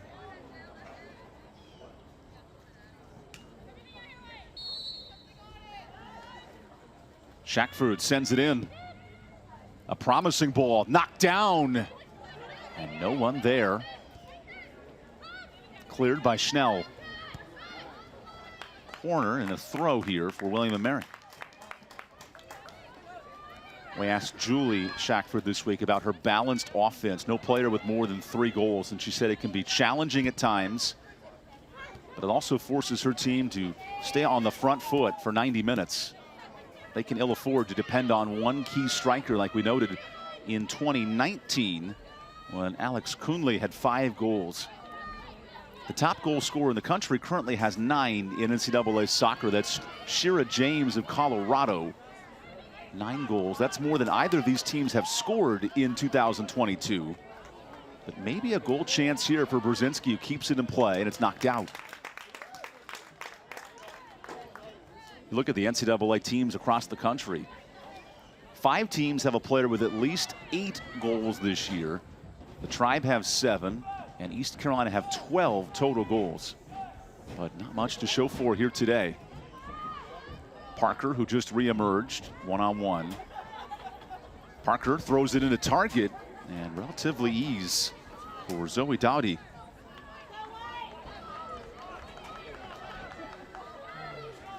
Zoe would love to pick up where Mackenzie McCarthy left off of Mississippi Valley State. 393 career saves for the senior keeper. She leads all active players. And it's Megan McClendon, the all-time leader in career shutouts, 39 in her tenure. She's out of Iowa. And we noted the success of these keepers. Maeve English, all-conference AAC. And Zoe Dowdy, the reigning CAA goalkeeper of the year. They have lived up to it with limited chances, but still effective.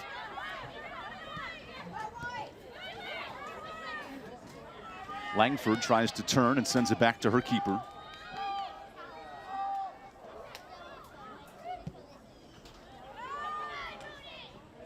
Won by McDougal, who saved the goal just 10 minutes prior. She was right on the post and defended it well. Touch pass, dispossessed. Strong work there by Lowry.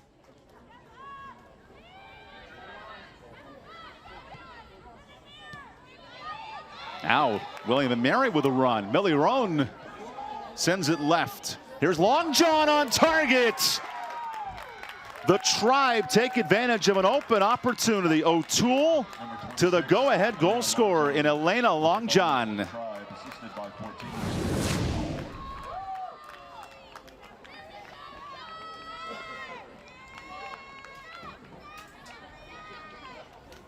This is how you finish one-on-one. And it's Longjohn for a team desperate for goal scorers. She gets her 3rd of the season. So Crane and Longjohn each with 3 goals, and what a pass by O'Toole. Set up the opportunity on a second chance ball. That's the first goal conceded by East Carolina. Entering the pitch. And really only the 3rd home goal allowed this year, so relatively unknown. Holly Schlegel returns for the Pirates. Schnell takes a breather here. Or pardon me, she'll stay in at the top of the field, but a substitute in Schlegel enters.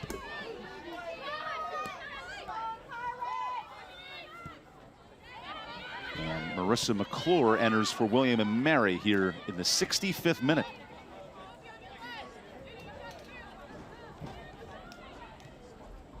Chance to turn on target for the ECU Pirates. And a throw-in awarded to William & Mary. Gary Higgins noted this week his team learned to come from behind in that match Thursday against SMU. Fell behind 1-0 in the opening 30 minutes and responded nearly immediately. 8 minutes later, the Isabella Gutierrez goal. And he noted some teams learn how to play on the front foot. He wanted his team to respond on the back foot, trailing and he was equally impressed. The tying goal and then the go-ahead goal in the closing 10 minutes for a nationally ranked win. Kaylie Shackford is noted this week. Her team has yielded very low-scoring games all year, and their team's ability to play on the front foot could be a distinguishing factor. They did it on Thursday, 2-0 win with Kaylie Shackford scoring early against Longwood, and that put the game away. One of 4 shutouts for this Tribe team.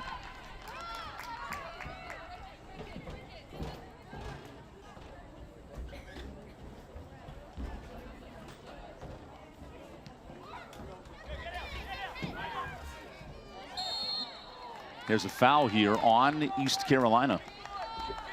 The ball was won nicely by Bridget Fitzpatrick for William & Mary. She's the junior out of Pennsylvania. O'Toole plays it forward to Fitzpatrick. Wanting Longjohn, and she missed her. So we're near the 23-minute mark. Remember, no sudden death, no overtime period in college women's soccer. So this will be it. Can East Carolina salvage a point, or will William & Mary come out with 3? Would be its biggest win of the young season. And the Tribe head north this week for Hofstra and Stony Brook for the start of conference play.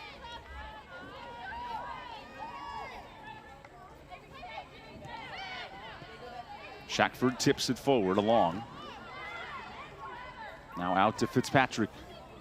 Bridget one-on-one. McDougal shields her and keeps it in play. She does concede the throw-in.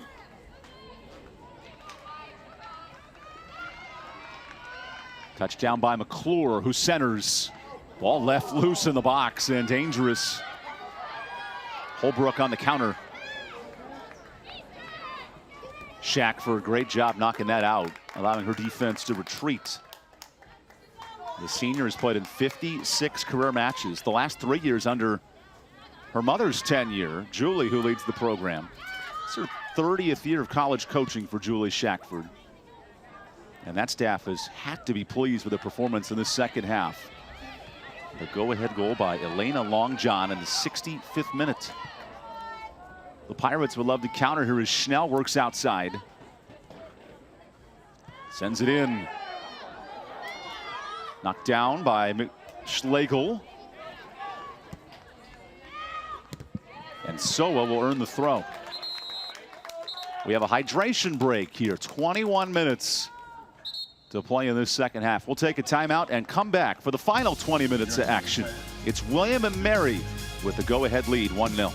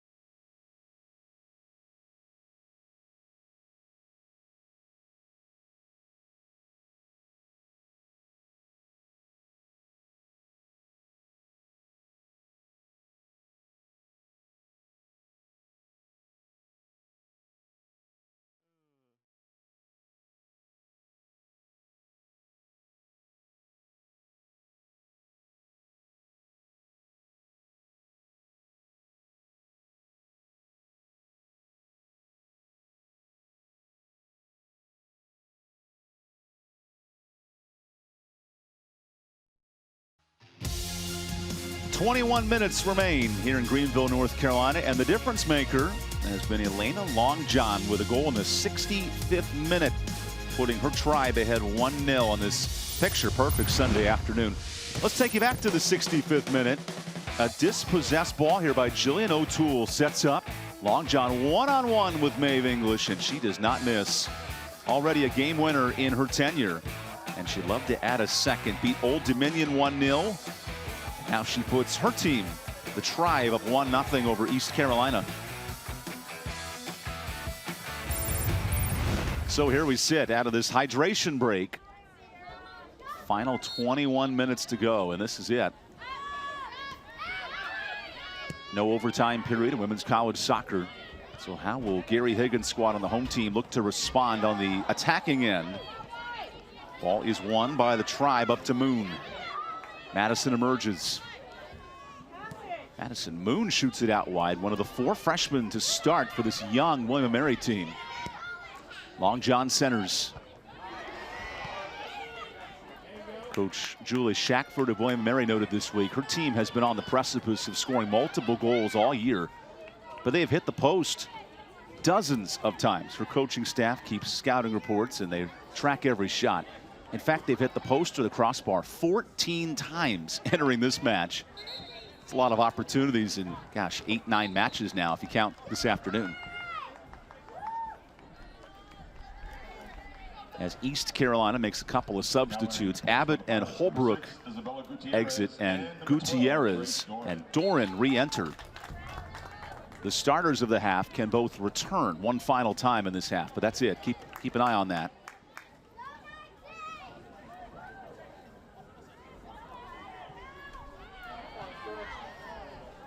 Parker sends it outside. Doran wants to turn. And back now to McDougal. She comes forward from her defensive position. Gutierrez. Here's Doran. No space for the Pirates, shielded off by Moon. McDougal deflected. Good footwork by Marissa McClure, the sophomore defender. She plays that defensive midfield position for William & Mary, who's pitched 4 shutouts this year, maybe none better than today. And Ceslau concedes the throw-in. Gary Higgins' squad has earned a point in 6 consecutive matches. That's on the line today. Ooh, and a foul here on William & Mary. So a promising free kick drawn by Carson Parker. That's the argument from Ceslau.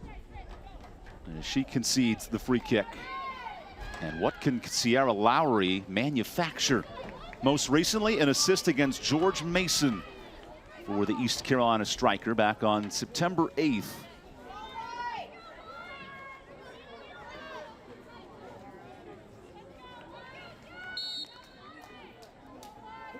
Lowry looks to equalize. She sends it in. Headed away by Ceslau.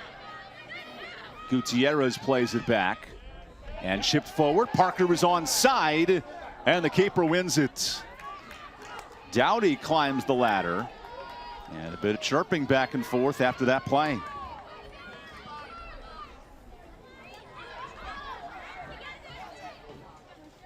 Carson Parker, the top goal scorer for this East Carolina team, 4 this year. And she has her work cut out for her.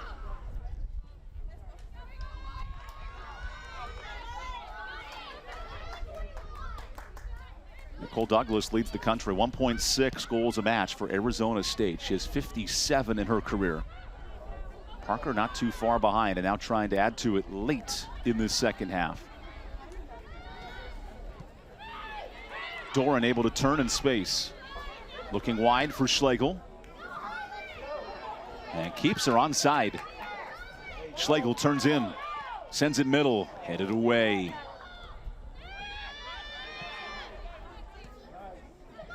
Nice job staying onside, but it's cleared by Sellers. And Longjohn lost it. Played over to Doran, the captain. Gray shoots it out, Schlegel. Nutmegs her defender. And Sellers forced to shovel it out.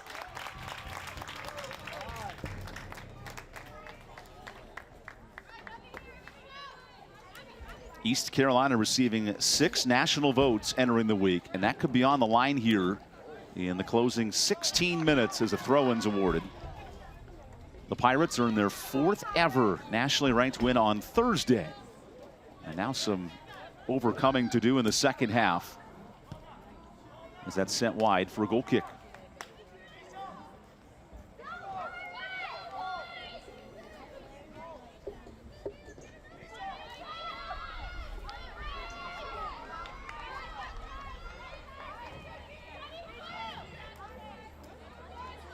Zoe Dowdy has forced 3 shutouts in her first 7 games this year, been stout defensively. And despite just 4 wins in her career all time, 1.13 goals against. That's very strong. As the all-conference CAA keeper, she might be the difference today between 3 points for the Tribe and a possible equalizer. Now the charging English has to send it wide, tested there by Ivy Crane. And McClure was charging as well, giving up the throw.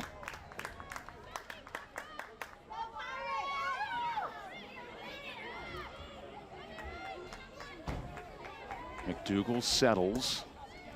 Here's Schnell to turn and a throw-in.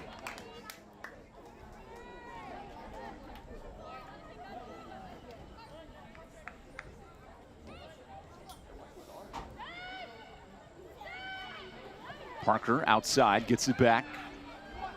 Carson lofts it in. Schnell wanted to turn but couldn't get a foot on it. And a throw-in awarded to William & Mary as substitutes emerge for the Tribe. Number 17, Madeline Hayes. Madeline Hayes comes in, the Warrentown, Virginia product, a senior, one of the 8 seniors on this roster. Also entering for the Tribe. And she'll give De La Cruz the breather on the defensive side. And entering the pitch for the Pirates, number 13, Brooke Brzezinski. Leah Green, a freshman defender, also enters. So a couple of changes on the defensive side for Julie Shackford's club. Trying to hang on to this 1-0 victory, which would be hard fought, especially given the week alone, a 2-0 victory over Longwood and trying to win 2 straight.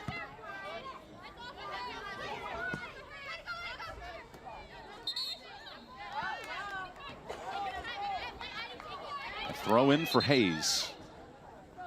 And now one final substitution for both these squads. Brooke Brzezinski enters for East Carolina. She gives Schnell the breather. And Cricket Besa, the midfielder, comes in. Besa started this match, and she now re-enters. Transfer from Vermont, who made the NCAA tournament 2 of the last 3 years. She has a lot of experience. A throw in here for the Pirates. Urgency kicking in the final 13 minutes. Hayes wins it. Schnell off her foot, gives it back. Here's Fitzpatrick in space. Doran repossesses. Now Brzezinski on the counter.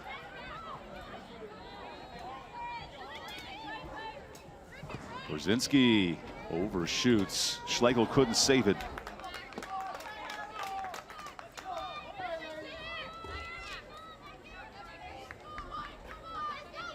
Nearing the final 13 minutes of this second half. The difference maker, 65th minute goal by Elena Longjohn. Ooh. Awkward touch as that goes out from Sierra Lowry.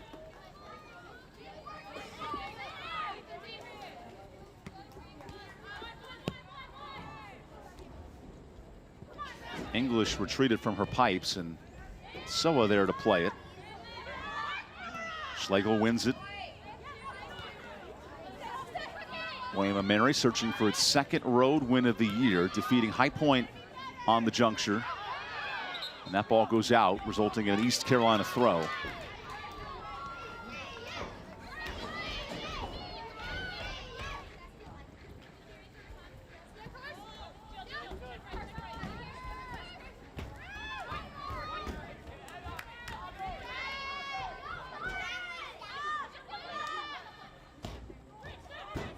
This ball's lofted in the middle here, and dangerous for Fitzpatrick.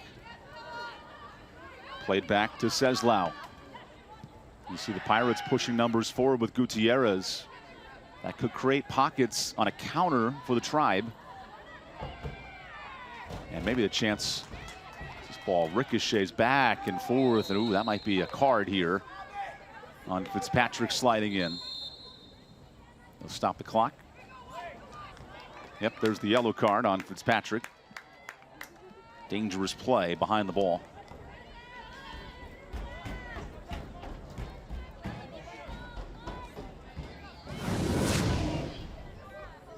just something you can ill afford to do here.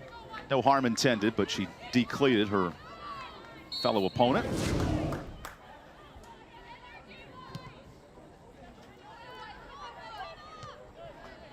Nice header won by the Tribe. And McClure out in space, working every second of clock she can.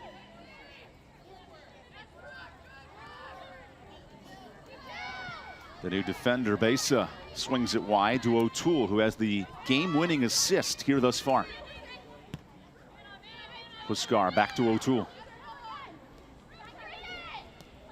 Jillian operates in space, nearing the 18. Shielded off by Soa. Here's a shot that's well wide. Besa a bit ambitious. Now entering the pitch for the Tribe, number 10, Kaylie Shackford. And Kaylie Shackford returns here after this shot. Not going to challenge Maeve English without that much English. Maybe not my best pun of the day, but I tried it. You know, you got to mix them in from time to time. Evan Budrovich here, led by producer Kyle Gaskins and our great crew on ESPN Plus. A 1-0 lead for William & Mary. The difference maker, Elena Longjohn, with the 65th minute go-ahead goal. Carson Parker plays out wide to Holly Schlegel. Schlegel searching for the equalizer, sends it high and overshoots her target. That's a goal kick.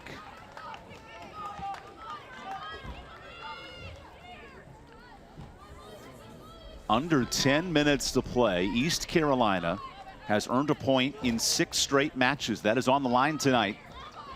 William & Mary would love to win its 2nd straight and enter CAA play on a winning note. Heading up to Hofstra and Stony Brook this week. As an illegal push on the Tribe, give a free kick here for East Carolina.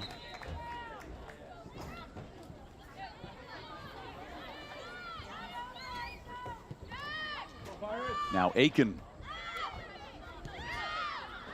Her Pirates have had 3 straight come from behind wins. All 3 goals in the final 10 minutes, but time is ticking here in Greenville.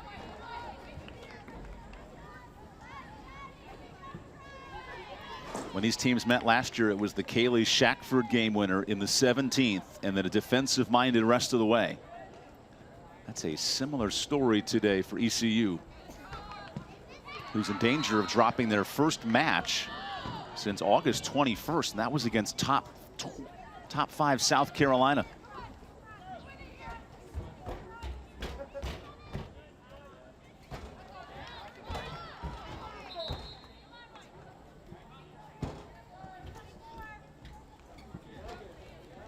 So you see the starters re-entering here for East Carolina. Abbott returns, Schnell returns, and once the earrings come out, Maddie Millerone enters this match. So the freshman with rare minutes entering in this juncture. In fact, for Millerone, that's her first appearance of the new season. I knew it was recent. Schnell on the outside. Schlegel wants to turn, shielded nicely by Green Orset, and earns the free kick. On the pressing end, less than 8 minutes remaining for Gary Higgins' squad. And the young freshman, Maddie Millerone, who had 56 goals in her high school career at Hickory Ridge here in North Carolina, sends it in. Promising ball for Soa. Heads it on target. Ferguson knocks it wide. And a great one-touch tandem on that free kick.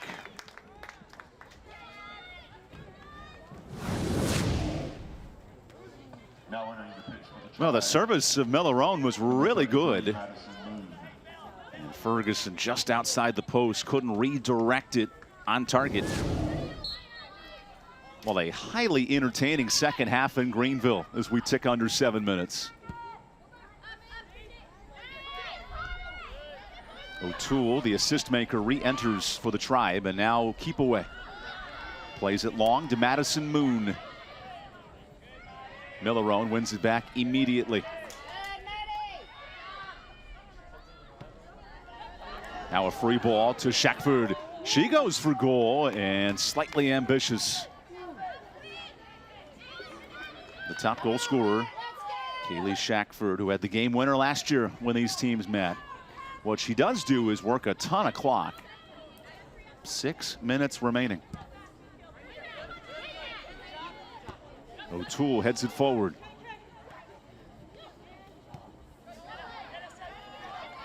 And how many bodies does East Carolina commit forward to try to win this back?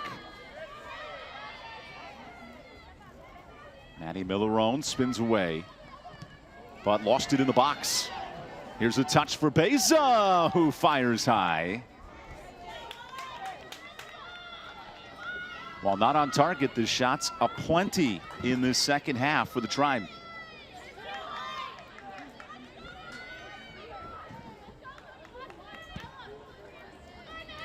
English with a, not the best of passes, but it is one.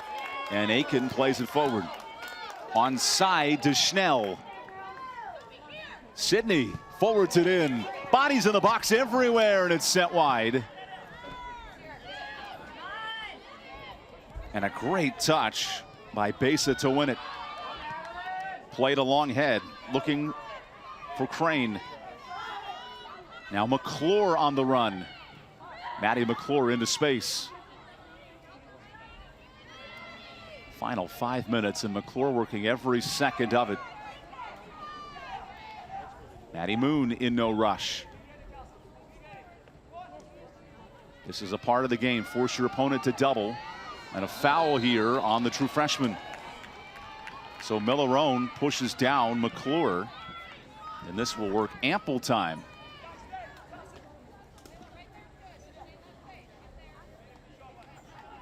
First minutes of the season for Maddie Millerone, and after that beautiful service, she gets beat on the spin move and has to foul her defender as clock continues to tick. Well, this is won by Gutierrez, but she's out. And more time ticking.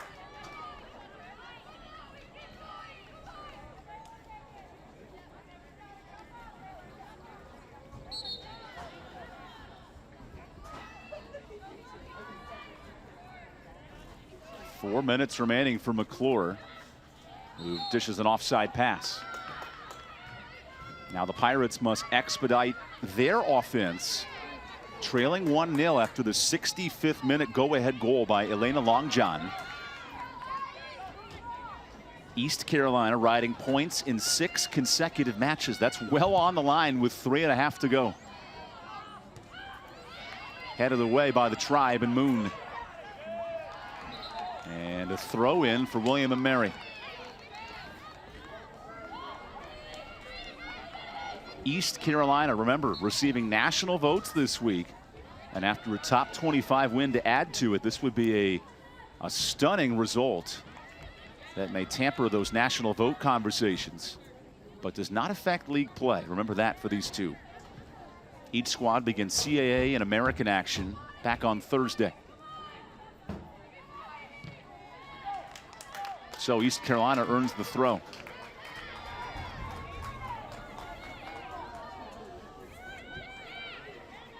Gutierrez lost it. McClure in open space, and she's tripped. Not only a free kick, but a possible yellow card issued here, as Gutierrez had to save an opportunity.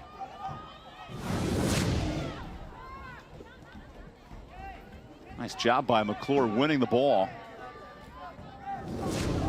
And this will be a costly free kick. So no card issued, but time is of the essence. There's the 10-foot line drawn down by Kevin Maurer. How about William and Mary controlling the shot opportunities all in the last 10 minutes as our official stops time.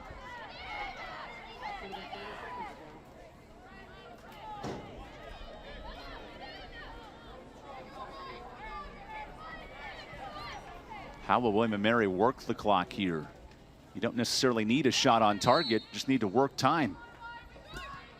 And played wide to Beza, who loses it immediately. and draws the foul on William and Mary.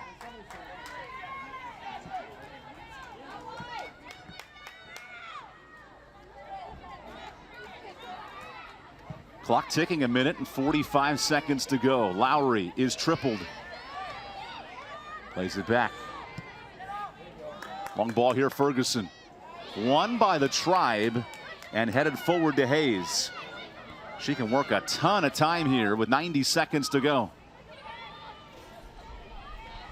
And Lowry knocks it out. Throw in William and Mary.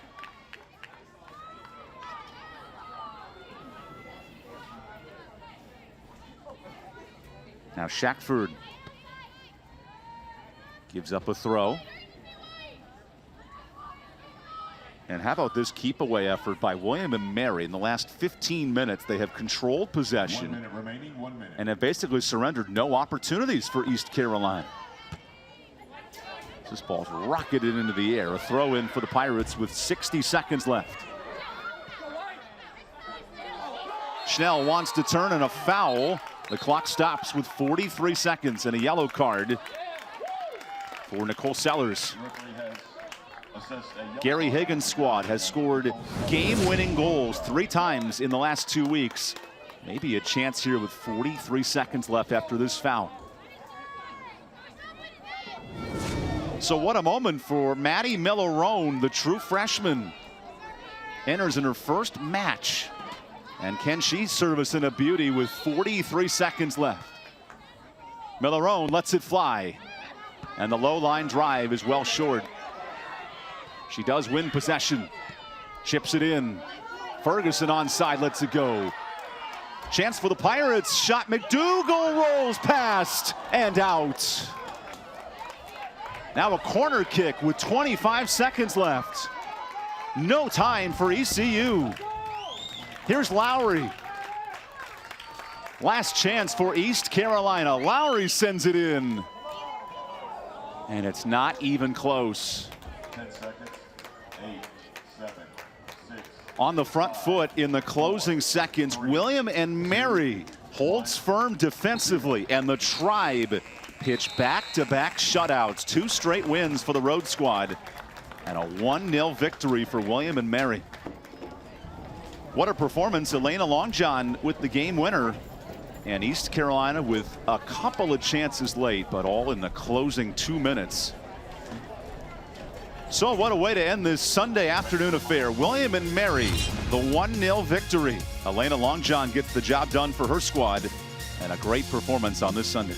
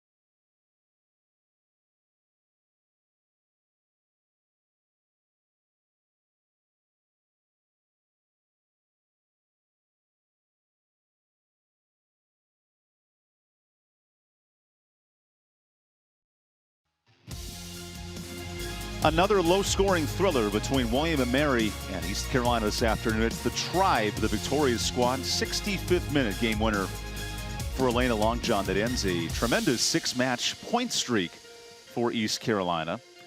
Here's some of the highlights from this afternoon. Because in a low-scoring game, you'd think, well, not many chances. In the first half, that was the case. But here's some of the early opportunities for the Pirates. Maybe the best of the game for ECU. Sydney Schnell right into the midst of Zoe Dowdy, who pitches her 4th shutout of the year. But then Longjohn in the first half was busy with a couple of shots on target here against Maeve English. And both teams playing back and forth with critical opportunities in the box. Here in the second half, little different story.